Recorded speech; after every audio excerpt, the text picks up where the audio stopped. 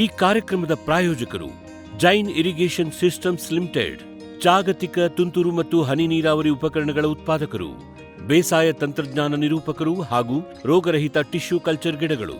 ವೀಕ್ಷಕರೇ ನಮಸ್ಕಾರ. ಇಂದಿನ ಕೃಷಿ ಋಷಿ ಅಂಗಳದಲ್ಲಿನ ಕಾರ್ಯಕ್ರಮಕ್ಕೆ ಸ್ವಾಗತ. ವೀಕ್ಷಕರೇ, ನೀವು ನೆನ್ನೆ ಕಂತು ನೋಡ್ತಾ ಇದ್ರೆ ಶ್ರೀ ಸಂತೋಷ್ ಸರ್ ಅವರನ್ನು ಮಾತಾಡಿಸಿ ತೈವಾನ್ ಪಿಂಕ್ ವೆರೈಟಿ ಬಗ್ಗೆ ನಾವು ಮಾಹಿತಿಯನ್ನು ಪಡ್ಕೊತಾ ಇದ್ವಿ. ಅದೇ ರೀತಿಯಾಗಿ ಇವತ್ತಿನ ಕಂತಲ್ಲಿ ಕೂಡ ಅವರನ್ನು ಮಾತಾಡಿಸಿ ಈ ತೈವಾನ್ ಪಿಂಕ್ ತಳಿಯ ಬೇಸಾಯ ಕ್ರಮಗಳು ಹೇಗೆ ಅನ್ನೋದ್ರ ಬಗ್ಗೆ ತಿಳ್ಕೊಂಬರೋಣ ಬನ್ನಿ. ಸರಿ ಸರ್, ಈ ಒಂದು ತೈವಾನ್ ಪಿಂಕ್ ವೆರೈಟಿ ಇದಕ್ಕೆ ಯಾವ ರೀತಿಯ ಮಣ್ಣು ಸೂಕ್ತ? ನಿಮ್ಮ ಮಣ್ಣಿಗೆ ಬರುತ್ತಾ ಅಥವಾ ಎಲ್ಲ ಮಣ್ಣಲ್ಲಿ ಬೆಳಿಬೋದಾ? ಇದು ಹೇಗೆ ಸರ್? ಕೆಂಪು ಮಣ್ಣು ಎಲ್ಲಕ್ಕಿಂತ ಸೂಕ್ತ. ಎಲ್ಲ ಹಾರ್ಟಿಕಲ್ಚರು ಮತ್ತು ಎಲ್ಲ ಟಿಂಬರಿಗೆ ಸ್ಲೋಪಿ ಲ್ಯಾಂಡ್ ಎಲ್ಲ ಭಾಳ ಒಳ್ಳೆಯದು.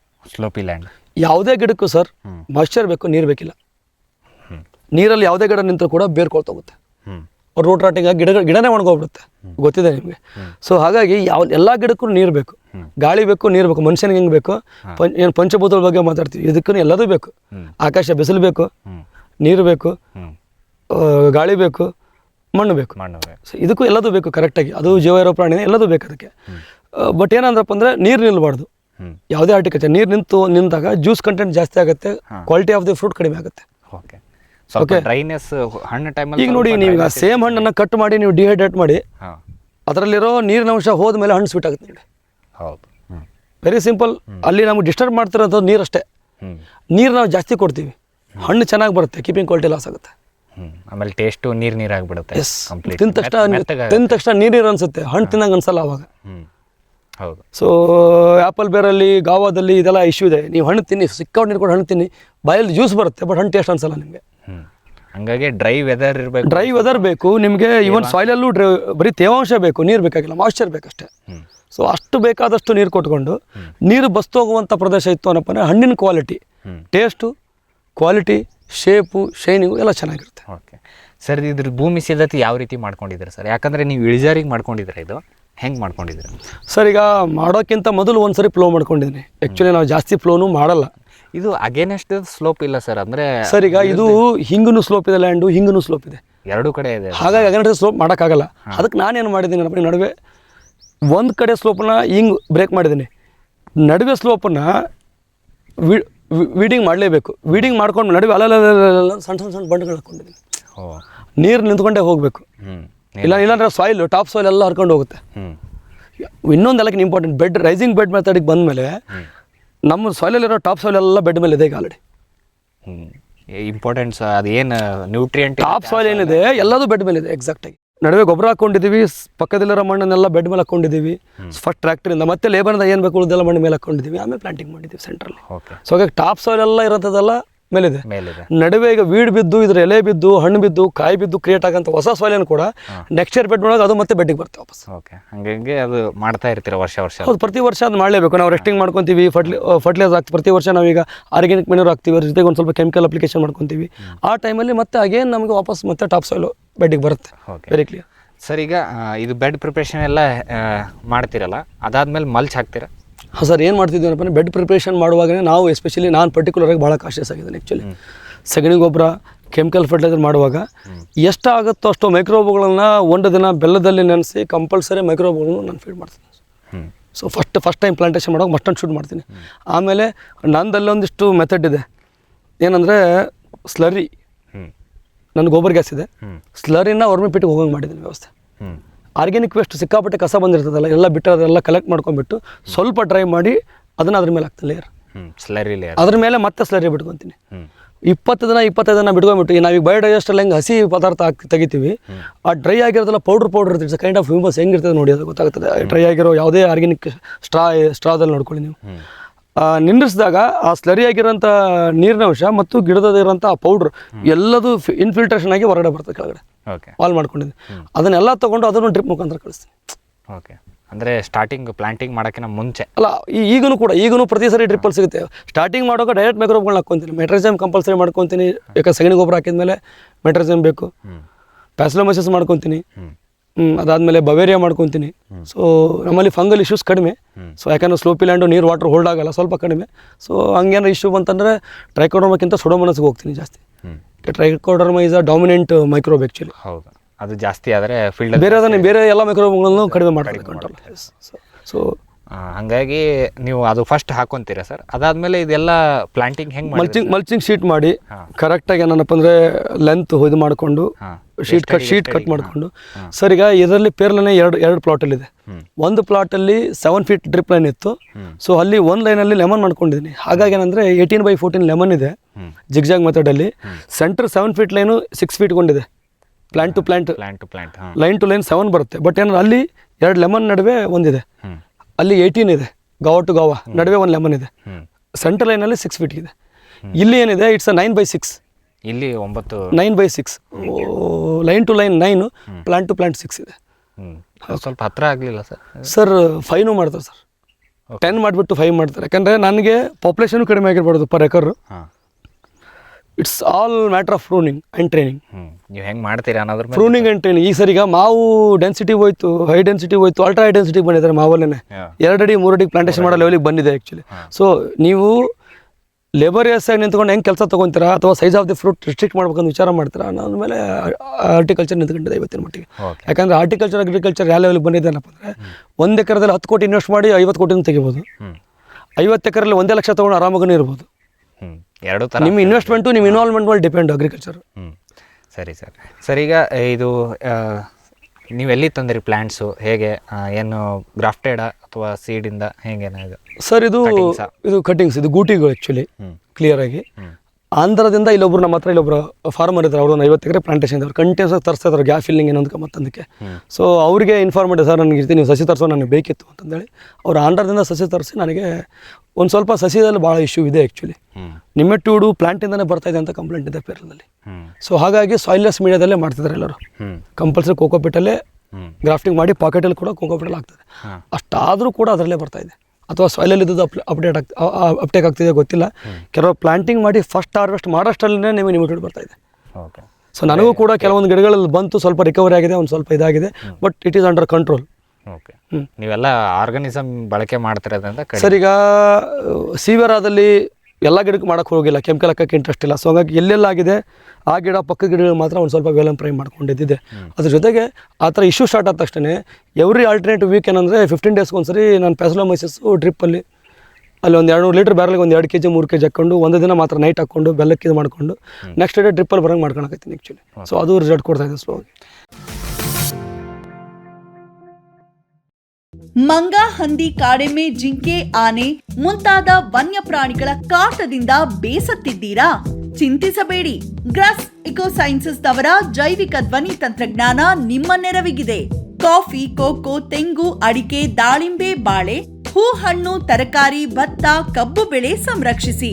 ಅಂತಾರಾಷ್ಟ್ರೀಯ ತಂತ್ರಜ್ಞಾನ, ಕೈಗೆಟುಕುವ ಬೆಲೆ. ಏರ್ಪೋರ್ಟ್ ಅಳವಡಿಸಿದ ತಂತ್ರಜ್ಞಾನ ಈಗ ನಿಮ್ಮ ತೋಟ ರಕ್ಷಣೆಗೆ. Grass Eco Sciences. Barrix centre pheromone ಟ್ರಾಪ್ಸ್ನೊಂದಿಗೆ ರೇನೋಸಾರಸ್ ದುಂಬಿ ಮತ್ತು ಕೆಂಪು ಮೂತಿ ಹುಳುಗಳಿಂದ ತೆಂಗು, ತಾಳೆ, ಅಡಿಕೆ ಮರಗಳ ಸಂರಕ್ಷಣೆ. ತರಕಾರಿ ಮತ್ತು ಹಣ್ಣಿನ ಬೆಳೆಗಳಲ್ಲಿ ಹಣ್ಣಿನ ನೊಣಗಳ ನಿಯಂತ್ರಣಕ್ಕೆ ಬ್ಯಾರಿಕ್ ಸ್ಕ್ಯಾಚ್ ಫ್ರೂಟ್ ಫ್ಲೈ ಹಾಗೂ ವೆಜಿಟೇಬಲ್ ಫ್ಲೈ ಟ್ರ್ಯಾಪ್. ರಸ ಹೀರುವ ಕೀಟಗಳನ್ನು ಹಿಡಿಯಲು ಬಣ್ಣದ ಕ್ರೋಮ್ಯಾಟಿಕ್ ಸ್ಟಿಕ್ಕಿ ಟ್ರ್ಯಾಪ್ಸ್. ಪೇಟೆಂಟ್ ಹೊಂದಿದ ತಂತ್ರಜ್ಞಾನ, ದೀರ್ಘಕಾಲದವರೆಗೂ ಬಾಳಿಕೆ. ಕೀಟನಾಶಕಗಳಿಗೆ ಪರ್ಯಾಯ, ಪರಿಸರಕ್ಕೆ ಪೂರಕ. ಸುಸ್ಥಿರ ಸಾವಯವ ಕೃಷಿಗಾಗಿ ಬ್ಯಾರಿಕ್ಸ್. ಭೂಮಿದೀಪ ಸಾರಜನಕ, ರಂಜಕ ಒದಗಿಸುವ ಸೂಕ್ಷ್ಮಾಣುಜೀವಿ ಮಿಶ್ರಿತ ಸಮೃದ್ಧ ಸಾವಯವ ಎರೆಗೊಬ್ಬರ. ಕಾಳು ಮೆಣಸಿಗೆ ಟ್ರೈಕೋಡರ್ಮಾ ಸಂವರ್ಧಿತ ವಿಶೇಷ ಎರೆಗೊಬ್ಬರ. ಕುದುರೆ, ಹೇಸರಗತ್ತೆ, ಲದ್ದಿಯ ಅಧಿಕ ಪೌಷ್ಟಿಕಾಂಶದ ಅಶ್ವಸಾರ ಎರೆಗೊಬ್ಬರ. ಎನ್ಪಿಕೆ, ಲಘು ಮತ್ತು ಸೂಕ್ಷ್ಮ ಪೋಷಕಾಂಶಗಳು, ಸಸ್ಯ ಪ್ರಚೋದಕಗಳು ಹಾಗೂ ಹಾರ್ಮೋನುಗಳ ಆಗರ. ಭೂಮಿದೀಪ ಎರೆಗೊಬ್ಬರ.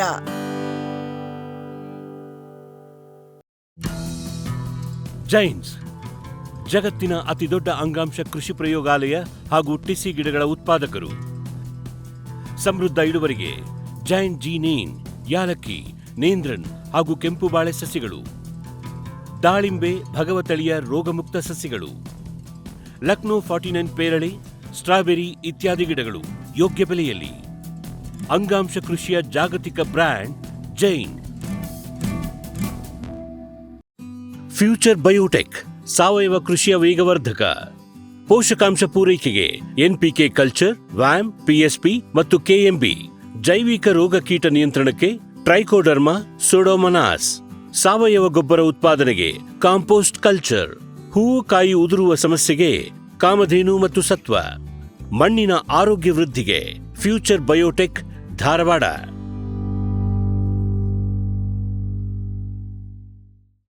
ಸಮೃದ್ಧ ಸಾವಯವ ಗೊಬ್ಬರ, ಎಂಎಸ್ಜಿಪಿ ಮತ್ತು ಕೆಸಿಡಿಸಿ ಉತ್ಪಾದನೆ, ಫಾರ್ಮ್ ಟಿವಿಯಿಂದ ಸರಬರಾಜು. ಅತಿ ಕಡಿಮೆ ಬೆಲೆಗೆ ಅತ್ಯುತ್ತಮ ಗೊಬ್ಬರ. ಇಲ್ಲ ಭಾರಲೋಹ, ಕೃಷಿ ವಿಶ್ವವಿದ್ಯಾಲಯದಿಂದ ಪರೀಕ್ಷಿತ. ಸಾವಯವ ಇಂಗಾಲ, ಎನ್ಪಿಕೆ, ಪಿಎಚ್, ಇಸಿ ಎಲ್ಲ ನಿಗದಿತ ಮಿತಿಯಲ್ಲಿ. ಅಡಿಕೆ, ತೆಂಗು, ಬಾಳೆ, ಕಾಫಿ, ದಾಳಿಂಬೆ, ದ್ರಾಕ್ಷಿ, ಕಬ್ಬು, ಭತ್ತ, ಜೋಳ, ಹತ್ತಿ ಹೀಗೆ ಎಲ್ಲಾ ಬೆಳೆಗಳಿಗೂ ಪ್ರಶಸ್ತ. ಜೀವಂತ ಮಣ್ಣು, ಸಮೃದ್ಧ ಬೆಳೆ. ಅತ್ಯಧಿಕ ಲಾಭಕ್ಕೆ ಬಳಸಿ ಸಿಟಿ ಕಾಂಪೋಸ್ಟ್. ಇದು ಯಾವಾಗ ಪ್ಲಾಂಟಿಂಗ್ ಮಾಡಿತ್ತು ಸರ್ ಇದು? ಸರ್ ಇದು ಹೋದ ಜುಲೈಯಲ್ಲಿ ಸರ್, ಜುಲೈ ಆಗಸ್ಟ್ ಸರ್, ಎಕ್ಸಾಕ್ಟಾಗಿ ಆಗಸ್ಟ್ ಎಂಡ್, ಲಾಸ್ಟ್ ಆಗಸ್ಟಲ್ಲಿ ಮಾಡ್ಕೊಂಡಿದ್ದು. ಈಗ ಹೆಚ್ಚು ಕಡಿಮೆ 12, 16-17 ತಿಂಗಳಾಯ್ತು, ಹೆಚ್ಚು ಕಡಿಮೆ 16-17 ತಿಂಗಳಾಯ್ತು. ಹೌದಾ? ನಂದು ಹಾರ್ವೆಸ್ಟಿಂಗ್ ಸ್ಟಾರ್ಟ್ ಆಗಿ ಸೆಪ್ಟೆಂಬರ್ದು ಆಗಿದೆ ಆಲ್ರೆಡಿ. ಅಂದರೆ ಹೆಚ್ಚು ಕಡಿಮೆ 13 ತಿಂಗಳು ಹಾರ್ವೆಸ್ಟಿಂಗ್ ಸ್ಟಾರ್ಟ್ ಆಗಿದೆ. ಓಕೆ, ಅಂದರೆ ಒಂದೇ ವರ್ಷದಲ್ಲಿ ಹೆಚ್ಚು ಕಡಿಮೆ ನಿಮ್ಮದು ಅಲ್ಲ ಸರ್, ನಾನು ಗೊಬ್ಬರ ಹಾಕಕ್ಕೆ ಸ್ಟಾರ್ಟ್ ಮಾಡಿದ್ದು 10-10.5 ತಿಂಗಳಿಗೆ ಗೊಬ್ಬರ ಹಾಕಿ ಚಾಲು ಮಾಡ್ಬಿಟ್ಟು 11 ತಿಂಗಳು ಏನಾಗಲ್ಲ ಹಣ್ಣಿಗೆ ಬಿಟ್ಕೊಂಡಿದ್ದೆ ನಾನು. ಹಾಂ. ಸೊ ಅಲ್ಲಿಂದ ಫ್ಲವರಿಂಗ್ 1 ತಿಂಗಳು, ಫ್ಲವರಿಂಗ್ ನಂತರ ಹಾರ್ವೆಸ್ಟಿಂಗ್ 4 ತಿಂಗಳು, 5-6 ತಿಂಗಳು, ಹೆಚ್ಚು ಕಡೆ 11 ತಿಂಗಳು ಸ್ಟಾರ್ಟ್ ಮಾಡಿ, ಹಂಗಾಗಿ 16 ತಿಂಗಳು ಹಾರ್ವೆಸ್ಟಿಂಗ್ ಸ್ಟಾರ್ಟ್ ಆಯ್ತು. ಸ್ಟಾರ್ಟ್ ಆಯ್ತು. ಇದಕ್ಕೆ ಏನೇನು ಗೊಬ್ಬರದ್ದು ಪ್ರಾಕ್ಟೀಸ್ ಮಾಡ್ತೀರಾ ಸರ್ ಯೂಶುವಲಿ? ಸರ್ ಈ ಸರಿ ಮೊದಲನೇ ಸರಿ ಹಣ್ಣಿಗೆ ಬಿಟ್ಟಾಗ ಪ್ಲಾಂಟಿಂಗ್ ಮಾಡುವಾಗ ಸಗಣಿ ಗೊಬ್ಬರ ಹಾಕ್ಕೊಂಡು ಟ್ರೀಟ್ಮೆಂಟ್ ಎಲ್ಲ ಮಾಡ್ಕೊಂಡಿದ್ದೆ. ಈ ಸರಿ ಹಣ್ಣಿಗೆ ಬಿಡುವಾಗ ಏನಂದ್ರಪ್ಪ ಅಂದರೆ ಕ್ಲಿಯರಾಗಿ ಒಂದು 2-3 ಪುಟ್ಟಿ ಒಂದೊಂದು ಗಿಡಕ್ಕೆ, ಅದು ನಿಯರ್ ಒಂದು 30 kg 25 kg ಹೆಚ್ಚು ಕಡಿಮೆ 25 kg to 30 kg ಅಷ್ಟು ಆರ್ಗ್ಯಾನಿಕ್ ಮ್ಯಾನರ್ 25 kg ಮಿನಿಮಮ್ ಹೋಗಿದೆ. ಜೊತೆಗೆ ಏನಪ್ಪ ಅಂದರೆ ಮೈಕ್ರೋ ನ್ಯೂಟ್ರಿಯೆಂಟು ಒಂದು ಸ್ವಲ್ಪ ಮೇಜರ್ ಇದು ನ್ಯೂಟ್ರಿಯೆಂಟ್ಸ್ನ ಪರ್ ಪ್ಲಾಂಟ್ ಒಂದು 200 ಗ್ರಾಮ್ 250 ಗ್ರಾಮ್ ಹಾಕ್ಕೊಂಡಿದ್ದೀನಿ ಒಂದು ಸರಿ ಅಷ್ಟೇ ನಾನು ಆ್ಯಕ್ಚುಲಿ. ಸೊ ಅಷ್ಟು ಮಾಡಿಕೊಂಡು ಬೆಡ್ ಕ್ಲೋಸ್ ಮಾಡಿ ಮಲ್ಚಿಂಗ್ ಶೀಟ್ ಹಾಕ್ಕೊಂಡಿದ್ದೆ. ಓಕೆ ಸರ್, ಡ್ರಿಪ್ ಲೈನ್ 2 ಕಡೆ ಮಾಡ್ಕೊಂಡಿದ್ರಿ, ಏನು ನಿಮ್ದು ಹಳೆ ದಾಳಿಂಬೆ ಡ್ರಿಪ್ ಲೈನಾ ಇವು? ಸರ್ ಇಲ್ಲ ಸರ್, ಆ್ಯಕ್ಚುಲಿ ಈ ಪ್ಲಾಟ್ ಬಂದುಬಿಟ್ಟು ಏನಂದರೆ ಒಂದು ಸರಿ ಕ್ಯಾಬೇಜ್ ಮಾಡಿದ್ದೆ ನಾನು, ಎವ್ರಿ 3 ಫೀಟ್ಗೆ ಲೈನ್ ಇತ್ತು. ಸೊ ಹಾಗಾಗಿ 9 ಫೀಟ್ ಬಂದಾಗ 1 ಲೈನನ್ನು ಮಾತ್ರ ರಿಮೂವ್ ಮಾಡಿ ಡಬಲ್ ಲೈನ್ ಇನ್ ಲೈನ್ ಇದೆ ಇದರಲ್ಲಿ. ಸೊ ಇನ್ನೊಂದು ವಾಲಲ್ಲಿ ಇನ್ ಲೈನು ಇಟ್ಸ್ ಬರೀ 0.8 LP ಹೆಚ್ಚಿತ್ತು. ಸೊ ಹಾಗಾಗಿ ಅದಕ್ಕೆ ಏನು ಮಾಡಿ 1-2 ಡಬಲ್ ಟಿಪ್ಪರ್ ಮಾಡ್ಕೊಂಡಿದ್ದೀನಿ. ಈಗ ಅಂದರೆ ಇದು ನೀರಾವರಿ ವ್ಯವಸ್ಥೆ ಯಾವಾಗ ಹೆಂಗೆ ಬಿಡ್ತೀರಾ ಸರ್ ಇದು? ಸರ್ ನೀರು ಡೈಲಿ 1-2 ಗಂಟೆ. ಓಕೆ, ಇದಕ್ಕೆ ನೀವು ಸ್ಟ್ರೆಸ್ ಕೊಟ್ಟು ಇದೇ ಸೀಸನಿಗೆ? ಸರ್ ಇಲ್ಲಿ ತನಕ ಅಂತೂ ಏನೂ ಸ್ಟ್ರೆಸ್ ಮಾಡಿಲ್ಲ. ವರ್ಷ ಪೂರ ಚೆನ್ನಾಗಿ ಫುಡ್ ಇದೆ, ವರ್ಷ ಪೂರ ಚೆನ್ನಾಗಿ ನೀರಿದೆ. ಓಕೆ, ಹಂಗೆ ಕೊಡ್ತಾನೆ ಇರೋದು ಕಂಟಿನ್ಯೂ ಇದೆ. ಪ್ರತಿದಿನ 2 ಗಂಟೆ ಇದೆ ಹೆಚ್ಚು ಕಡಿಮೆ, ಯಾವತ್ತೂ ಕಡಿಮೆ ಮಾಡಲ್ಲ, ಯಾವತ್ತೂ ಜಾಸ್ತಿ ಮಾಡಿಲ್ಲ. 2 ಗಂಟೆ ಲೋಡ್ ಜಾಸ್ತಿ ಇದೆ, ಒಂದು ಅರ್ಧ ಗಂಟೆ ಜಾಸ್ತಿ ಮಾಡ್ತೀವಿ ನಾವು ಅಷ್ಟೇ. ಅದು ಬಿಟ್ಟರೆ ಕಂಟಿನ್ಯೂ ಇರುತ್ತೆ. ಏನಂದರೆ ಒಮ್ಮಕ್ಕಳೇ ನಾವೀಗ ಈ ಹಾರ್ವೆಸ್ಟಿಂಗ್ ಸೀಸನ್ ಎಂಡ್ ಏಪ್ರಿಲಲ್ಲಿ ಮಾಡ್ತೀವಿ ನಾರ್ಮಲ್ ಆಗಿ. ಮಾಡಿದ ಮೇಲೆ ನೀರು ಬಂದ್ ಮಾಡಲ್ಲ, ಪ್ರೂನ್ ಮಾಡ್ತೀವಿ. ಫರ್ಟಿಲೈಸರ್ ಹಾಕೋ ಟೈಮಿಗೆ ಹೋಗೋಕೆ ಟೈಮ್ ಅವಾಗ ಬಂದ್ ಮಾಡ್ತೀವಿ. ಫರ್ಟಿಲೈಸರ್ ಹಾಕಿ ಒಂದು 10 ಡೇಸ್ ಬಿಟ್ಬಿಟ್ಟು ಸ್ಟ್ರೆಸ್ ಮಾಡಿ ವಾಪಸ್ ನೀರು ಸ್ಟಾರ್ಟ್ ಮಾಡ್ತೀವಿ. ಮಲ್ಚಿಂಗ್ ಶೀಟ್ ಹಾಕಿ ವಾಪಸ್ ಸ್ಟಾರ್ಟ್ ಮಾಡ್ಬಿಡ್ತೀವಿ. ಓಕೆ, ಜೂನಿಂದನೇ ಶುರು ಆಗತ್ತೆ ನಿಮ್ಮದು ಹೂಗಳು? ಜೂನಿಗೆ ನಮ್ಗೆ ಹೆಚ್ಚು ಕಡಿಮೆ ಸರ್. ಈಗ ಫಸ್ಟ್ ಫ್ಲವರಿಂಗ್ ನಾರ್ಮಲ್ ಆಗಿ ಮೊದಲನೇ ಚಿಗುರು ಪಿಂಚ್ ಮಾಡ್ತೀವಿ ನಾರ್ಮಲ್ ಆಗಿ. ಇಲ್ಲಿವರೆಗೂ ಸರ್ ಟೋಟಲಿ ಕತ್ರೆ ತಗೊಂಡು ಕಟ್ಟೆ ಮಾಡಿಲ್ಲ. ಭಾಳಷ್ಟು ಜನ ಪ್ರೂನ್ ಮಾಡೋದಕ್ಕೆ ಇಷ್ಟು ಜನ ಲೇಬರ್ ಖರ್ಚು ಮಾಡ್ತಾರೆ ಅನ್ನೋ ಅದು ನನ್ನ ಸ್ಪೆಷಾಲಿಟಿ. ಹಳೇದು ಎಕ್ಸ್ಪೀರಿಯನ್ಸ್ ಏನಿತ್ತು, ನನ್ನ ಪ್ರೂನಿಂಗ್ ಎಕ್ಸ್ಪೀರಿಯನ್ಸ್ ಏನಿತ್ತು, ಇಲ್ಲಿವರೆಗೆ ನಾನು ಒಟ್ಟು ಕತ್ರೆ ತಂದು ಕಟ್ಟೆ ಮಾಡಿಲ್ಲ. ಬರೀ female labour 10 to 12 inches 13 inches branch develop ಆಯ್ತಾ, ಬರೀ ತುದಿದು 2 ಎಲೆ ತೆಗಿಬೇಕಷ್ಟೇ ಅಷ್ಟೇ. ಇಲ್ಲಿವರೆಗೂ ಟೋಟಲಿ ಕತ್ತರೆ ಟಚ್ ಮಾಡಿಲ್ಲ ಗಿಡಕ್ಕೆ. ಈ ನೆಕ್ಸ್ಟ್ ಮಾಡಿದಾಗ ಒಂದು ಸ್ವಲ್ಪ ಹಾರ್ಡ್ ಪ್ರೂನಿಂಗ್ ಮಾಡಲೇಬೇಕು. ಕೆಳಗೆ ಬಿದ್ದು ತೆಗಿಬೇಕು ಅಥವಾ ಯಾವುದೋ ಬ್ರೇಕ್ ಆಗಿರೋ ಬ್ರಾಂಚ್ ತೆಗಿಬೇಕು, ಲೆಂತಿ ಹೋಗಿರೋಂಥದ್ದು ಕಟ್ಟಬೇಕು. ಈಗ ನಾನು ಲೆಂತಿ ಬಿಡಲೇಬೇಕು ಸರ್. ಇಲ್ಲಿವರೆಗೂ ಲೆಂತಿ ಬಿಟ್ಟಿಲ್ಲ. ಇವು ಹಳೆ ಲೆಂತ್ ಇದ್ದಿಲ್ಲ, ಹೊಸದೆಲ್ಲ ಲೆಂತ್ ಡೆವಲಪ್ ಆಗ್ತಾಯಿದೆ. ಇನ್ಮೇಲೆ ಬಿಸಿಲು ಬರುತ್ತೆ, ನಾನು ಕೆನಪಿ ಡೆವಲಪ್ ಮಾಡಲು ಸನ್ಬರ್ನ್ ಜಾಸ್ತಿ ಆಗುತ್ತೆ. ಹಿಂಗಾಗಿ ಸೊ ಈಗ ನಾನು ಪಿಂಚ್ ಮಾಡ್ತಿಲ್ಲ ಆ್ಯಕ್ಚುಲಿ. ಬಿಸಿಲಿಗೆ ಸ್ಟಾಪ್ ಮಾಡ್ತೀರಾ ಕ್ರಾಪ್ ಮಾಡಿ ಪ್ರೂನಿಂಗ್ ಮಾಡ್ಕೊಂಡು? ಸೊ ಪಿಂಚ್ ಮಾಡಿಲ್ಲ. ಸೊ ಹಾಗಾಗಿ ನೆಕ್ಸ್ಟ್ ಪ್ರೂನಿಂಗ್ ಮಾಡ್ತೀನಿ ನನಗೆ. ಪ್ರೂನಿಂಗ್ ಮಾಡಿದಾಗ ಚಿಗುರು ಬರೋಕ್ಕೆ 20 ದಿನ ಬೇಕು. ಚಿಗುರು ಬಂದಮೇಲೆ ನೆಕ್ಸ್ಟ್ ಫ್ಲವರ್ ಅಥವಾ ಬಡ್ಡಿ ಶೇಷ ಮತ್ತೆ 15 ಡೇಸ್ ಬೇಕು. ಸೊ ಪ್ರಾಬಬ್ಲಿ ಈಗ 15ರಿಂದ 20 ದಿನ ಫ್ಲವರಿಂಗ್ ಬರುತ್ತಲ್ಲ, ಅವಾಗ 1 ತಿಂಗಳು 5 ದಿನದಲ್ಲಿ ಮೊದಲೇ ಫ್ಲವರಿಂಗ್ ಬರುತ್ತೆ. ಅದು ಮಿಸ್ ಆದರೆ ನೆಕ್ಸ್ಟ್ ಪಿಂಚಿಂಗ್ ಮತ್ತೆ 20 ಡೇಸ್ ಇಟ್ ವಿಲ್ ಕ್ಯಾರಿ. ಅವಾಗ ಫ್ಲವರಿಂಗ್ ಬಂದಿಲ್ಲ, ಕ್ಲೈಮೇಟ್ ಅಡ್ವರ್ಸ್ ಇತ್ತು, ಏನಾಯಿತು ಅಂದರೆ ಮತ್ತೆ 15 ಡೇಸ್ ಮತ್ತೆ ಮುಂದೆ ಹೋಗುತ್ತೆ. ಪಿಂಚಿಂಗ್ ಆದಮೇಲೆ 15 to 21 ಡೇಸಲ್ಲಿ ಮತ್ತೆ ಫ್ಲವರಿಂಗ್ ಬರುತ್ತೆ. ಓಕೆ ಸರ್, ಇದಕ್ಕೆ ನೀವು ಎಲ್ಲ ಸಪೋರ್ಟಿಂಗ್ ಮಾಡ್ಕೊಂಡಿದ್ದೀರಾ ಸರ್? ಏನಕ್ಕೆ? ಅದ್ರ ಬದಲು ಈಗ ಏನು ಮಾಡ್ತಾರೆ ಅಂದರೆ, ಬೇರೆ ಈ ಪೇರಳೆ ಬೆಳೆಯುವಂಥವ್ರು ಗಿಡನೇ ಸದೃಢವಾಗಿ ಮಾಡ್ಕೊಂಡ್ಬಿಡ್ತಾರೆ ಸರ್, ಮೇಲ್ಗಡೆ ಸ್ಟೆಮ್ ಬೆಳ್ಕೊಂಡು ಆ ರೀತಿ. ಇಲ್ಲಿ ಸಪೋರ್ಟಿಂಗ್ ಎಲ್ಲ ಮಾಡ್ಕೊಂಡಿದ್ರೆ ಹೆಂಗೆ? ಸರ್ ಈಗ ನಾನು ಮಾವಿಗೆ ಮಾಡ್ತೀನಿ ಸರ್, ಮೋಸಂಬಿಗೆ ಮಾಡ್ತೀನಿ, ಅಥವಾ ಅಲಹಾಬಾದ್ ಸಫೇದು ಎಲ್ಫಟ್ ಏನೋ ಮಾಡಿದರೆ ನಾನು ಮಾಡ್ತಿದ್ದೆ. ಥೈಪಿಂಕು 3-5 ವರ್ಷಕ್ಕೆ ಹೋಗುತ್ತೆ ಅಂತ ಗೊತ್ತಿದ್ಕೊಂಡು ಅರ್ಲಿ ಈಲ್ಡರ್ ಹೆವಿ ಫೀಡ್ ಮಾಡಬೇಕು, ಈಲ್ಡಿಂಗ್ ತೆಗಿಬೇಕು. ಅದನ್ನೆಲ್ಲ ಮಾಡಿಕೊಂಡು ಲೆಬರೇಸಾಗಿ ಮಾಡಿಕೊಂಡು ನಾನು ಇನ್ನೂ ಒಂದಷ್ಟು ಏನೋ ಹಾಕ್ಕೊಂಡು ಖರ್ಚು ಜಾಸ್ತಿ ಆಯಿತು, ಲಾಭ ಆಗಿಲ್ಲ ಅಂತ ಆಮೇಲೆ ನಾವು ರೈತರೆಲ್ಲ ಏನು ಮಾಡ್ತೀವಿ, ಖರ್ಚು sir rupees saved is rupee earned, very clear ಅಗ್ರಿಕಲ್ಚರಲ್ಲಿ. ನೀವು ಟ್ರಯಲ್ ಮಾಡಿ ನೋಡಿರಿ. ಈಗ ಪ್ರೂನಿಂಗ್ ಮಾಡಿರೋಂಥವನು ನನ್ನ ಫ್ರೆಂಡು, ನೀವು ಬಂದಾಗ ನನ್ನ ಜೊತೆ ಫೋನಲ್ಲಿ ಮಾತಾಡ್ತಾಯಿದ್ರು, ನಿಮ್ಮ ಜೊತೆಗಿದ್ರಿ ಅವಾಗ, ಅವನ್ನೆಲ್ಲ ಪ್ರೂನಿಂಗ್ ಮಾಡಿದ್ದಾನೆ, ಕಟ್ಟೋದು ಬೇಡ ಅಂತಂದೇಳಿ. ಆದರೂ ಕೂಡ ಅವ್ನು ಬ್ರಾಂಚಸ್ ಕೆಳಗೆ ಬಿದ್ದು ಕಟ್ಟಾಗ್ತಿದ್ದೆ, ಮುರಿತಾ ಇದೆ. ಓಕೆ, ಎಷ್ಟು ಸದೃಢ ಮಾಡಿದ್ರು ವೇಟಿಗೆ ಇಲ್ಲ, ಸೆಲೆಕ್ಟಿವ್ ಆಗಿ ನೀವು ಎಕ್ಸ್ಟ್ರಾ ಫ್ಲವರನ್ನು ತೆಗಿಬೇಕು. ಇದು ಹೆಂಗಿದೆ ಏನಪ್ಪ ಅಂದರೆ ಸಿಕ್ಕಾಪಟ್ಟೆ ಸೈಜ್ ಬರುತ್ತೆ. ಸೈಜ್ ಬಂದರೂ ಕೂಡ ಇಟ್ಸ್ ನಾಟ್ ಮಾರ್ಕೆಟಬಲ್. ಮೀಡಿಯಮ್ ಸೈಜೇ ಬೇಕು. Yes, per K G 4 to 7 foots ಅಂತ ಹೇಳ್ತಾರೆ ಕ್ಲಿಯರಾಗಿ. 7ಕಿಂತ ಜಾಸ್ತಿ ಆಯಿತು ಸೆಕೆಂಡ್ ಮೆಟೀರಿಯಲ್, 4ಕಿಂತ ಜಾಸ್ತಿ ಆಯಿತು ಕಡಿಮೆ ಆಯಿತು ಸೆಕೆಂಡ್ ಮೆಟೀರಿಯಲ್. 3 ಹಣ್ಣು ಬಂತು, 300 ಗ್ರಾಮ್ ಬಂತು, 350 ಗ್ರಾಮ್ ಬಂತು ಸೆಕೆಂಡ್ ಮೆಟೀರಿಯಲ್. ದೊಡ್ಡದು ಇರೋಂಗಿಲ್ಲ, ಚಿಕ್ಕದು ಇರೋಂಗಿಲ್ಲ. ಹಾಂ, ಇದು ಇಟ್ಸ್ ನಾಟ್ ಅ ಫ್ಯಾಕ್ಟ್ರಿ. ಹೌದಾ? ನಾವು ಹಂಗಾಗಿ ಫೀಡಿಂಗಲ್ಲಿ ಮ್ಯಾನೇಜ್ ಮಾಡಬೇಕು, ಪ್ರೂನಿಂಗಲ್ಲಿ ಮ್ಯಾನೇಜ್ ಮಾಡಬೇಕು, ತಿನ್ನಿಂಗಲ್ಲಿ ಮ್ಯಾನೇಜ್ ಮಾಡಬೇಕು. ಅದನ್ನೆಲ್ಲ ಮಾಡ್ತಾ ಹೋದಷ್ಟು ಲೇಬರ್ ಜಾಸ್ತಿ ಆಗ್ತಾ ಹೋಗ್ತೀವಿ. ಸೊ ಹಾಗಾಗಿ ಏನಪ್ಪ ಅಂದರೆ ನ್ಯಾಚುರಲಾಗಿ ಬಿಟ್ಟಿದ್ದೀನಿ. ಫಸ್ಟ್ 2 ಕಟ್ಟಿಂಗಲ್ಲಿ ಮಾತ್ರ ಹೆವಿ ಸೈಜ್ ಬಂತು. ಆಮೇಲೆ ನನಗೆ ಏನಪ್ಪ ಅಂದರೆ ಆ ಹೆವಿ ಸೈಜ್ ಬರೋಂಥದ್ದು ಅಥವಾ ಸಣ್ಣ ಸೈಜ್ ಬಂತು ಎಲ್ಲ ಅವಾಯ್ಡ್ ಆಯಿತು. ಟಿಲ್ ನಾವು ಆಲ್ಮೋಸ್ಟ್ ಏನಂದರೆ 1 ಟನ್ ಮೆಟಲ್ ಬಂತು ಅನ್ನಪ್ಪ, ಒಂದು 5 ಟ್ರೇನೋ 6 ಟ್ರೇನೋ ಅಷ್ಟು ಒಂದು 100 kg ಡ್ಯಾಮೇಜ್ ಬರುತ್ತೆ ಅಷ್ಟೇ. ಮೊದಲೆಲ್ಲ ಏನಪ್ಪ ಅಂದರೆ ಹೆಚ್ಚು ಕಡಿಮೆ 20%, 25% ಡ್ಯಾಮೇಜ್ ಬರ್ತಿರೋದು. ಹಂಗಾಗಿ ನೀವು ಸಪೋರ್ಟಿಗೆ ಹೋಗ್ಬಿಟ್ಟಿದ್ದೀರಿ. ಯಾಕಂದ್ರೆ ಇದು ಕಂಪ್ಲೀಟ್ಲಿ ಸಪೋರ್ಟಿಂಗ್ ಇರುತ್ತಾ ಅಥವಾ ಹಣ್ಣು ಬಂದಾಗ ಅಷ್ಟೇ ನೀವು ದಾರ ಎತ್ತಿ ಕಟ್ಕೊತೀರಿ ಎಲ್ಲ ಬ್ರಾಂಚ್? ಸರ್, ಈಗ ಯಾವ ಬ್ರಾಂಚಸ್ ಕೆಳಗೆ ಮುರಿಯುತ್ತೆ ಲೋಡ್ ಇದೆ ಮಾತ್ರ ಕಟ್ಟಿರ್ ಸಾಕಲ್ಲ, ಬೇರೆ ಏನಕ್ಕೆ ಬೇಕು? ನನಗೀಗ ಈಗ ಸೆಟ್ಟಿಂಗ್ ಇದೆ, ಈಗ ಮೀಡಿಯಮ್ ಸೈಜ್ ಇದೆ, ಈಗ ಇನ್ನೂ ಗೊತ್ತಾಗಲ್ಲ. ಇನ್ನೊಂದು 10-15 ಡೇಸಲ್ಲಿ ಯಾವುದು ಜಾಸ್ತಿ ಎಫೆಕ್ಟ್ ಆಗುತ್ತೆ ಅಂತಂದರೆ. ಆಮೇಲೆ ಕಟ್ಟುವಾಗ ಸಂಪೂರ್ಣ ಎತ್ತಿ ಕಟ್ಟಂಗಿಲ್ಲ. ಕೆಳಗಡೆ ಇರೋ ಕಾಯಿ ಯಾವಾಗ ಹೆಂಗಿತ್ತು ಮೊದಲಿಂದ ಹಿಂಗೆ ಇರಬೇಕಿದು. ಇದನ್ನು ಉಲ್ಟಾ ಹಿಂಗೆ ಸೈಡ್ ಮಾಡಿದ್ರೇನೋ ಸನ್ಬರ್ನ್ ಈಜಿಯಾಗಿ ಹೋಗುತ್ತೆ. ಯಾಕೆಂದ್ರೆ ಇದು ಬಿಸಿಲು ತರ್ಕೊಳ್ಳೋ ಅಭ್ಯಾಸ ಇರಲ್ಲ ಕಾಯಿಗೆ. ನೆರಳಲ್ಲೇ ಬೆಳೆದಿರುತ್ತೆ. ಹೌದಾ? ಸೊ ಅದು ಕಟ್ಟೋದು ಭಾಳ ಇಂಪಾರ್ಟೆಂಟ್. ಸೊ ಈಗ ಕಟ್ಟಕ್ಕೆ ಹೋಗಲ್ಲ ಸರ್, ಅದಕ್ಕೋಸ್ಕರ ಏನು ಮಾಡಿದ್ದೀನಿ, ಈಗ ಬ್ರಾಂಚಿನ ಅಲೋ ಮಾಡ್ತಿದ್ದೀನಿ.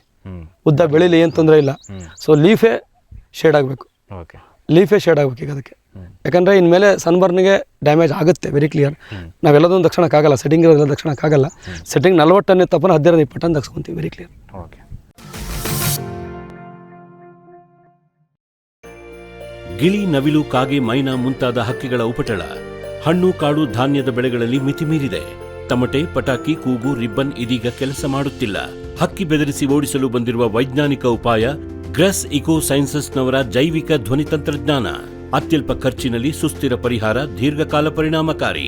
ದಾಳಿಂಬೆ, ಸೀಬೆ, ಮಾವು, ಚಿಕ್ಕು ಇತ್ಯಾದಿಗಳನ್ನು ಪ್ರಾಣಿ ಪಕ್ಷಿಗಳಿಂದ ರಕ್ಷಿಸಿಕೊಳ್ಳಿ. Grass Eco Sciences. Megha solar energy solutions ಸುಲಭ ಲಭ್ಯ, ಕೈಗೆಟುಕುವ, ಸ್ವತಂತ್ರ, ಸುಸ್ಥಿರ ಭವಿಷ್ಯದ ಗ್ರೀನ್ ಎನರ್ಜಿ ಉಪಾಯ. ನಿರಂತರ ಉಚಿತ ನೀರಾವರಿಗೆ Megha solar pump set, roof top solar, solar CC camera ಮತ್ತು ಸೋಲಾರ್ ಬೀದಿ ದೀಪಗಳು, ಡ್ರಿಪ್, ಸ್ಪ್ರಿಂಕ್ಲರ್, ಇರಿಗೇಷನ್ ಮತ್ತು ಫರ್ಟಿಗೇಷನ್ ಆಟೋಮೇಷನ್, ತೋಟಗಾರಿಕೆ, ಕ್ರೆಡಲ್ ಹಾಗೂ ಸೂರ್ಯಘರ್ ಸಬ್ಸಿಡಿ ಯೋಜನೆಯಡಿ ಅಂಗೀಕೃತ. ಮೇಘಾ ಆಗ್ರೋಟೆಕ್. ವಿಶ್ವದಾದ್ಯಂತ ಪೇಟೆಂಟ್ ಪಡೆದ ನ್ಯಾನೋ ತಂತ್ರಜ್ಞಾನದಲ್ಲಿ ತಯಾರಾದ ನೂವಾಲ್ಗಿ ದ್ರಾವಣ. ನೂವಾಲ್ಗಿ ಉಪಯೋಗಿಸಿದ ಮೇಲೆ ತುಂಬಾ ಇಳುವರಿನೂ ಬಂದಿದೆ. ಕಾಳು ಮೆಣಸಿಗಂತೂ ಬಹಳ ಚೆನ್ನಾಗಿ ಬರುತ್ತೆ, ರೇಷ್ಮೆ ಎಲೆನೂ ಚೆನ್ನಾಗಿ ಬರ್ತದೆ, ಗಿಡಗಳು ತುಂಬಾ ಚೆನ್ನಾಗಿ ಬೆಳವಣಿಗೆ ಆಯಿತು. ಯಾವುದೇ ರಾಸಾಯನಿಕ ಅಥವಾ ವಿಶೇಷ ಗೊಬ್ಬರಗಳ ಗೊಡವೆ ಇಲ್ಲದೆ ಎಲ್ಲ ಬೆಳೆಗಳಲ್ಲಿ ಉತ್ತಮ ಗುಣಮಟ್ಟದ ಅಧಿಕ ಫಸಲನ್ನು ಪಡೆಯಿರಿ. ಯಾವಾಗಲೂ ನನ್ನ ಇರೋವರೆಗೂ ನೂವಾಲ್ಗಿ ಅಂತೂ ಬಿಟ್ಟು ಬಾಳಲ್ಲ ಅಂತ ಒಂದು ಭರವಸೆ ಕೊಡ್ತೀನಿ. ಜೈನ್ ಇರಿಗೇಷನ್ ಸಿಸ್ಟಮ್ಸ್ ಲಿಮಿಟೆಡ್ ಭಾರತದ ಹನಿ ನೀರಾವರಿ ತಂತ್ರಜ್ಞಾನದ ಪ್ರಥಮ ಪ್ರವರ್ತಕ, ಜಗತ್ತಿನ ಅತಿ ದೊಡ್ಡ ಸ್ಪ್ರಿಂಕ್ಲರ್ಸ್ ಉತ್ಪಾದಕ ಕಂಪನಿ. ಸಂರಕ್ಷಿತ ಕೃಷಿಯಲ್ಲಿ ಹಸಿರು ಮನೆಗಾಗಿ ಮಿಸ್ಟರ್, ಫಾಗರ್, ಫ್ಯಾನ್ ಮತ್ತು ಪ್ಯಾಡ್ ಹಾಗೂ ನೆರಳು ಮನೆ, ಸ್ವಯಂ ಚಾಲಿತ ನೀರಾವರಿ ವ್ಯವಸ್ಥೆ ಮತ್ತು ರಸಾವರಿ ತಂತ್ರಜ್ಞಾನ. ಕೃಷಿಯಲ್ಲಿ ನೀರಿನ ಸಮರ್ಪಕ ಬಳಕೆ ಹಾಗೂ ಉಳಿತಾಯಕ್ಕೆ ಮತ್ತೊಂದು ಹೆಸರು ಜೈನ್. ಗ್ರೀನ್ ಪ್ಲಾಸ್ಟ್ ISI ಪ್ರಮಾಣೀಕೃತ ಪರಿಶುದ್ಧ HDPE ಜಿಯೋ ಮೆಂಬ್ರೇನ್ ಪಾಂಡ್ ಲೈನರ್ಗಳು. ಕೃಷಿ ಹೊಂಡ, ಕೆರೆ, ಕಾಲುವೆ, ಮೀನುಕೊಳ, ಸ್ಪಿರುಲಿನಾ ಹೊಂಡಗಳಿಗೆ ಬೇಕಾದ ಆಕಾರ ಮತ್ತು ವಿಸ್ತೀರ್ಣಗಳಲ್ಲಿ ಸರ್ಕಾರದ ಸಬ್ಸಿಡಿ ಯೋಜನೆಯಡಿ ಲಭ್ಯ. 100% ಪುನರ್ಬಳಕೆ, UV ಮತ್ತು ಒಡಕು ನಿರೋಧಕ, ಪಕ್ಕಾ ಜೋಡಣೆ, 5 ವರ್ಷಗಳ ಲಿಖಿತ ವಾರಂಟಿ. ಗ್ರೀನ್ ಪ್ಲಾಸ್ಟ್.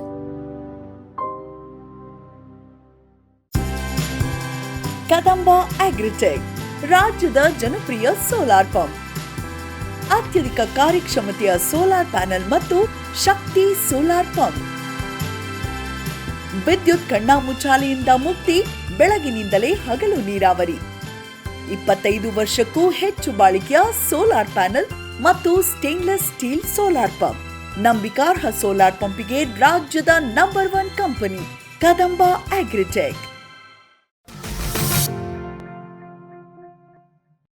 ಸರ್, ಈಗ ಇದಕ್ಕೆ ರೋಗ ಕೀಟಗಳ ಸಮಸ್ಯೆ ಯಾವ್ದು? ಒಂದು ನಿಮೆಟೋಡ್ ಅಂತೂ ಇದೆ, ಒಂದು ಇದಕ್ಕೆ ಜಾಸ್ತಿ ಈಗ ಮಳೆಗಾಲ ಟೈಮಲ್ಲಿ ಜಾಸ್ತಿ ನಮ್ಮ fruit fly attack, mouth attack ಜಾಸ್ತಿ. ಸರ್ ನಿಮಗೆ ಟೋಟಲ್ ಪೆಸ್ಟ್ ಮ್ಯಾನೇಜ್ಮೆಂಟ್ ಹೇಳ್ಬಿಡ್ತೀನಿ ಸರ್.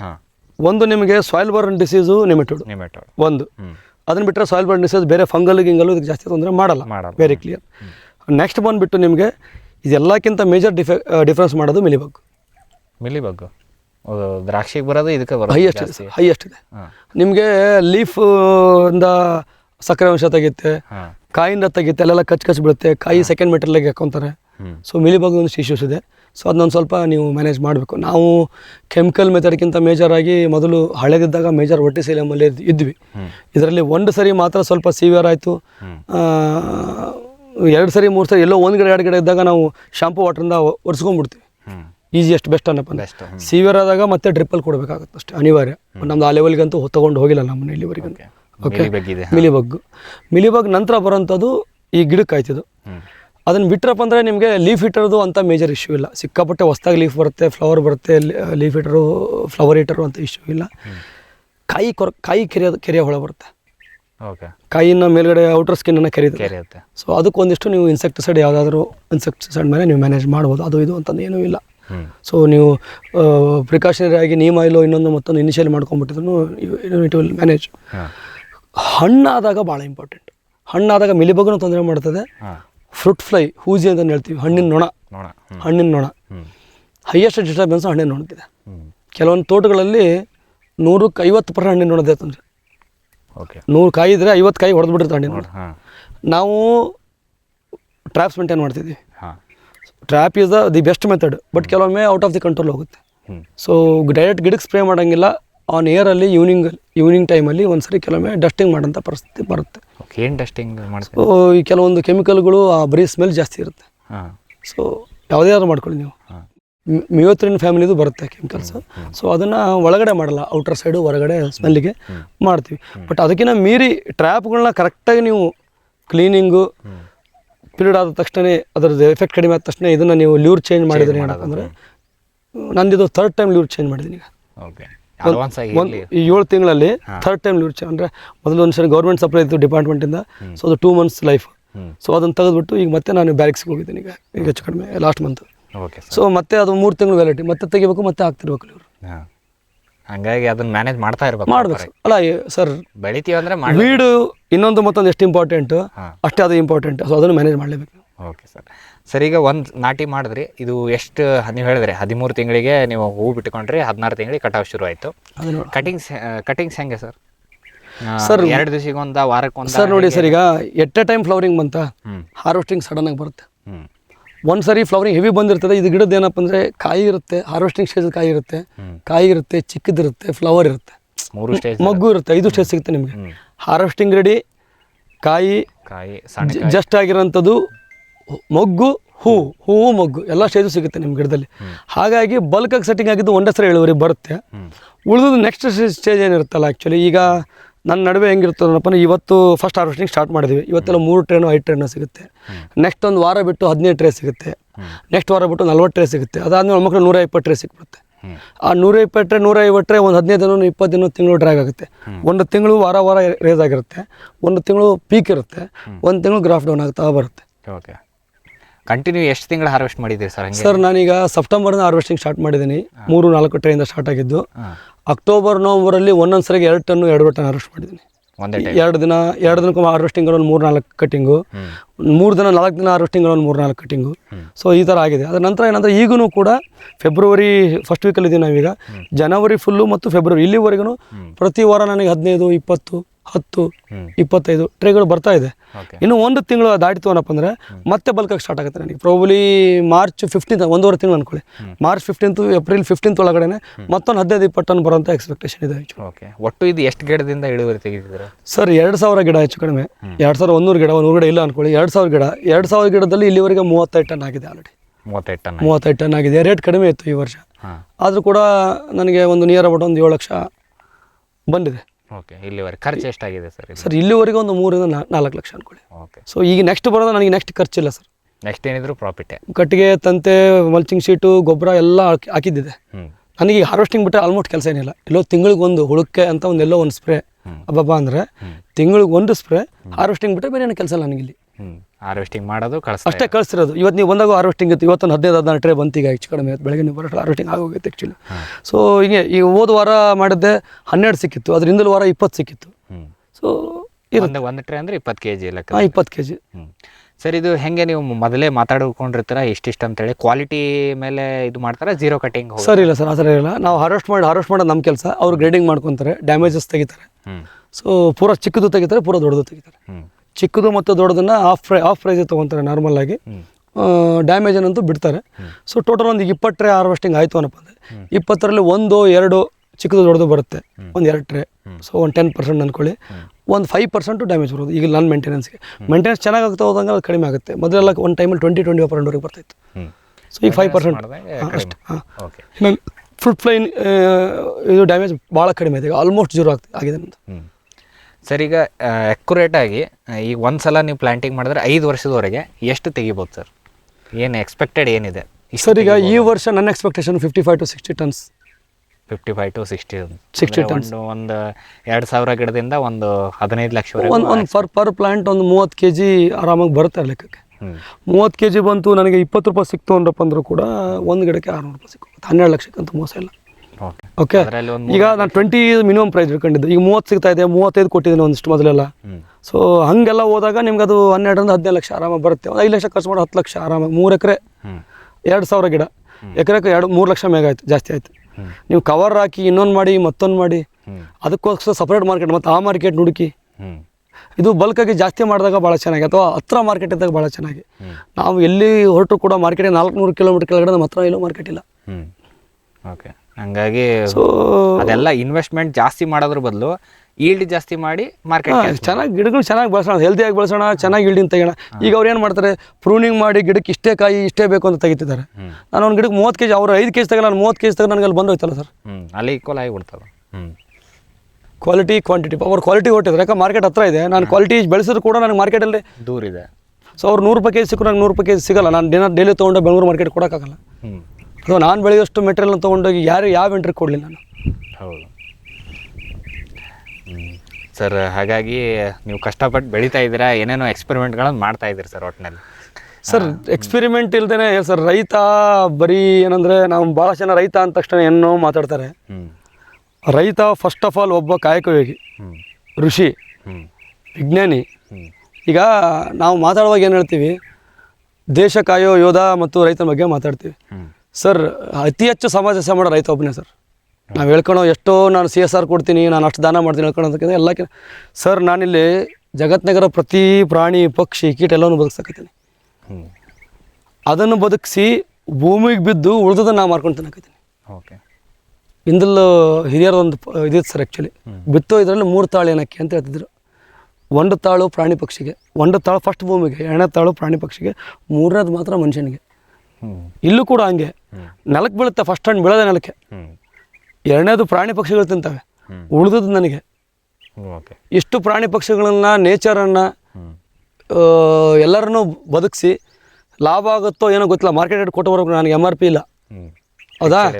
ಮಾರ್ಕೆಟ್ ರೇಟ್ ನನಗೆ ಲಾಸ್ ಆದರೂ ಕೊಟ್ಟು ಬರ್ತೀನಿ. ನಾನು ಲಾಸ್ ಮಾಡ್ಕೊಂಡು ಕೊಡ್ತೀನಿ ಏನಪ್ಪ. ನೀವು ತಿಂತಾರ ಹಣ್ಣು ನನ್ನ ಲಾಸಲ್ಲಿ ಏನಪ್ಪ, ನೀವು ನನ್ನ ಋಣದಲ್ಲಿ ಇದ್ದೀರಾ ನೀವು. ಅದಕ್ಕೆ ಎಷ್ಟು ದುಡ್ಡು ಬೇಕಾಯ್ತು ಅಷ್ಟು ದುಡ್ಡು ಕೊಟ್ಟು ತೊಗೊಳ್ತಾ ಇಲ್ಲ ನೀವು. ಆ್ಯಕ್ಚುಲಿ ನೀವು ಕಡಿಮೆ ರೇಟಲ್ಲಿ ತೊಗೊಂಡಿದ್ದೀರಾ ಅನ್ನಪ್ಪ ಅಂದರೆ ನೀವು ಆ 5 ರೂಪಾಯಿ 20 ರೂಪಾಯಿ kg ನೀವು ಮಾರ್ಕೆಟ್ ನಿಮ್ಗೆ ಸಿಗೋಲ್ಲ. ಯಾಕಂದ್ರೆ ನಡುವೆ ವ್ಯಾಪಾರಸ್ಥರು ಮಾಡ್ತಾರೆ. But what ever it is ಏನಪ್ಪ ಅಂದರೆ ಆ ಒಂದು ಪಾರ್ಟು ಯಾವತ್ತೂ ರೈತನಲ್ಲಿದೆ. ಎಲ್ಲಕ್ಕಿಂತ ಅತಿ ದೊಡ್ಡ ಸಮಾಜ ಸೇವಕ. Okay sir. ಓಕೆ. ಸೊ ಹಂಗಾಗಿ ಈ ಕೆಲಸ ಅಂತಂದು ಬಂದಾಗ ಕೆಲಸ ಮಾಡಬೇಕು, ಚೆನ್ನಾಗಿ ಬೆಳೆಸ್ಬೇಕು. ನಾನು ಹೆಂಗೆ ಹೊಟ್ಟೆಗೆ ಚೆನ್ನಾಗಿ ತಿಂತ ಅದಕ್ಕೂ ಚೆನ್ನಾಗಿ ತಿನ್ನಿಸ್ಬೇಕು, ಚೆನ್ನಾಗಿ ಬೆಳೆಸ್ಬೇಕು. ಕೆಲವೊಮ್ಮೆ ದುಡ್ಡು ಮಾಡುತ್ತೆ, ಕೆಲವೊಮ್ಮೆ ಎದುರು ಬರುತ್ತೆ, ಕೆಲಸ ಮಾಡ್ತಾರೆ. ಎಲ್ಲಾನು ಸರಿದೂಗಿಸ್ಕೊಂಡು ಹೋಗ್ಬೇಕು ಅಷ್ಟೇ. Okay sir. ಸರ್ ನೀವು ಇಷ್ಟೊತ್ತು ನಮಗೆ ನಿಮ್ಮ ಕೃಷಿ ಅನುಭವವನ್ನು ಸಾಕಷ್ಟು ರೀತಿ ನಮ್ಮೊಂದಿಗೆ ಹಂಚ್ಕೊಂಡ್ರಿ. ಅದ್ರ ಜೊತೆಗೆ ಈ ಪೇರಳೆ ಕೃಷಿ ಬಗ್ಗೆ ಕೂಡ ಸಾಕಷ್ಟು ಮಾಹಿತಿಯನ್ನು ನೀಡಿದ್ರಿ ಸರ್. ಹಾಗಾಗಿ ಇಷ್ಟೊತ್ತು ಮಾಹಿತಿ ಕೊಟ್ಟಿದ್ದಕ್ಕೆ ನಮ್ಮ ರೈತರ ವತಿಯಿಂದ, ನಮ್ಮ ವಾಹಿನಿಯ ವತಿಯಿಂದ ತಮಗೆ ತುಂಬ ಹೃದಯದ ಧನ್ಯವಾದಗಳು. ವೀಕ್ಷಕರೇ, ಇಷ್ಟೊತ್ತು ನಮಗೆ ಶ್ರೀ ಸಂತೋಷ್ ಸರ್ ಅವರು ಹೇಳ್ತಾ ಇದ್ರು ಈ ತೈವಾನ್ ಪಿಂಕ್ ತಳಿಯಲ್ಲಿ ಯಾವ ರೀತಿಯಾಗಿ ಬೇಸಾಯ ಕ್ರಮಗಳನ್ನೆಲ್ಲ ಅಳವಡಿಸ್ಕೋಬೇಕು, ಮತ್ತು ಇದರಲ್ಲಿ ನೀರು ನಿರ್ವಹಣೆ, ಗೊಬ್ಬರಗಳ ನಿರ್ವಹಣೆ, ಮತ್ತು ಇದರಲ್ಲಿ ಪ್ರಮುಖವಾಗಿ ಬಾಧಿಸ್ತಕ್ಕಂಥ ರೋಗ ಕೀಟಗಳು ಯಾವುವು, ಕೀಟಗಳು ಅಂತ ಬಂದಾಗ ಇದರಲ್ಲಿ ಮಿಲಿಬಗ್ ಮತ್ತು ಫ್ರೂಟ್ ಫ್ಲೈ ಕೂಡ ತುಂಬ ತೊಂದರೆ ಕೊಡ್ತತೆ ಅನ್ನೋದ್ರ ಬಗ್ಗೆ ಮಾಹಿತಿ ಕೊಟ್ಟರು. ಮತ್ತು ಕೊನೆಯದಾಗಿ ಇದರಲ್ಲಿ ಆದಾಯ ಏನು ಅನ್ನೋದ್ರ ಬಗ್ಗೆ ನಮಗೆ ಸಂಪೂರ್ಣವಾಗಿ ಮಾಹಿತಿ ಕೊಟ್ಟಂಥ ಶ್ರೀ ಸಂತೋಷ್ ಸರ್ ಅವರಿಗೆ ಧನ್ಯವಾದಗಳನ್ನು ತಿಳಿಸುತ್ತಾ ಇವತ್ತಿನ ಕೃಷಿ ಋಷಿ ಅಂಗಳದಲ್ಲಿನ ಕಾರ್ಯಕ್ರಮವನ್ನು ಮುಗಿಸುತ್ತಿದ್ದೇವೆ. ನಮಸ್ಕಾರ. ಈ ಕಾರ್ಯಕ್ರಮದ ಪ್ರಾಯೋಜಕರು ಜೈನ್ ಇರಿಗೇಷನ್ ಸಿಸ್ಟಮ್ಸ್ ಲಿಮಿಟೆಡ್, ಜಾಗತಿಕ ತುಂತುರು ಮತ್ತು ಹನಿ ನೀರಾವರಿ ಉಪಕರಣಗಳ ಉತ್ಪಾದಕರು, ಬೇಸಾಯ ತಂತ್ರಜ್ಞಾನ ನಿರೂಪಕರು ಹಾಗೂ ರೋಗರಹಿತ ಟಿಶ್ಯೂ ಕಲ್ಚರ್ ಗಿಡಗಳು.